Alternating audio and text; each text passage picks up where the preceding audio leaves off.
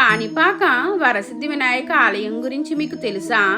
కాణిపాకంలో కొలువు తీరిన స్వామి వినాయకుడు సజీవమూర్తిగా వెలిసిన ఈ స్వామికి వేల సంవత్సరాల నాటి చరిత్ర ఉన్నది.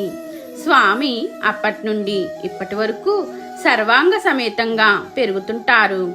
ఆ విషయానికి ఎన్నో నిదర్శనాలు ఉన్నాయి. స్వామివారికి 50 సంవత్సరాల క్రితం వెండి కవచం ప్రస్తుతం సరిపోవటం లేదని చెబుతారు.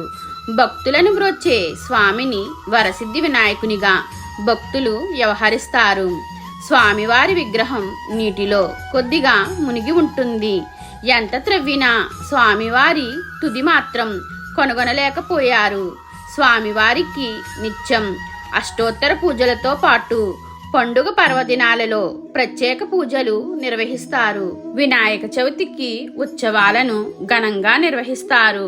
సత్య ప్రమాణాల దేవుడైన కాణిపాకం విఘ్నేశ్వరుడి ముందు ప్రమాణం చేయడానికి అబద్ధీకులు సిద్ధం కారు. కాణిపాకంలో ప్రమాణం చేస్తారా అంటూ సవాల్ విసురుతారు. ఇక్కడ చేసిన ప్రమాణాలకు బ్రిటిష్ కాలంలో న్యాయస్థానాలలో కూడా ప్రామాణికంగా తీసుకునేవారు. ఇక్కడి వినాయక విగ్రహం పెరుగుతున్నదని నమ్ముతారు. దానికి తార్కాణంగా గతంలో స్వామివారికి చేయించిన వెండి కవచం ప్రస్తుతం సరిపోవడం లేదని చెప్తారు.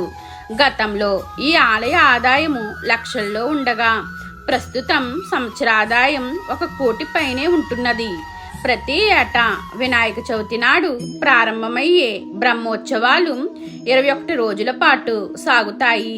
ఆయా రోజులలో స్వామివారిని నెమలి, హంస, మూసిక, శేష, వృషభం, గజ, అశ్వ, నంది, రావణ బ్రహ్మ, సూర్యప్రభ, యాలి, కామధేను, కల్పవృక్ష మొదలైన వాహనాలపై ఊరేగిస్తారు. ఇతర ఆలయాలు ఇక్కడే వరసిద్ధి వినాయక ఆలయంతో పాటు అదే కాలంలో నిర్మించిన శివాలయం, వరదస్వామి ఆలయాలు ఉన్నాయి.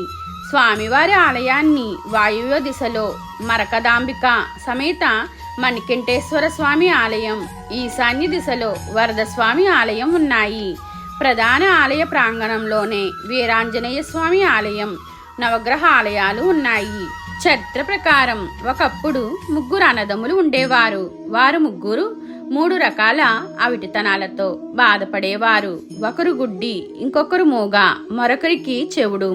వారికి ఉన్న చిన్న పొలంలో సాగు చేసుకుంటూ కాలం గడిపేవారు. పూర్వకాలంలో నూతి నుండి ఏతలంతో నీటిని తోడేవారు. ముగ్గురిలో ఒకరు క్రింద ఉంటే 2 ఏతం పైన ఉండి నీరు తోడేవారు.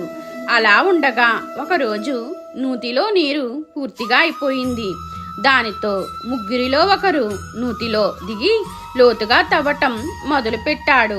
కాసేపటి తర్వాత గడ్డపారకు రాయి లాంటి పదార్థం తగలడంతో ఆపి క్రింద జాగ్రత్తగా చూశాడు. గడ్డపార ఒక నల్లని రాతికి తగిలి ఆ రాతి నుంచి రక్తం కారడం చూసి నిశ్చేష్టుడయ్యాడు. కొద్ది క్షణాలలో బావిలో నీరు అంతా కూడా రక్తం రంగులో మారిపోయింది. మహిమతో ముగ్గురి అవిటితనం పూర్తిగా పోయి వారు పరిపూర్ణ ఆరోగ్యవంతులుగా మారారు.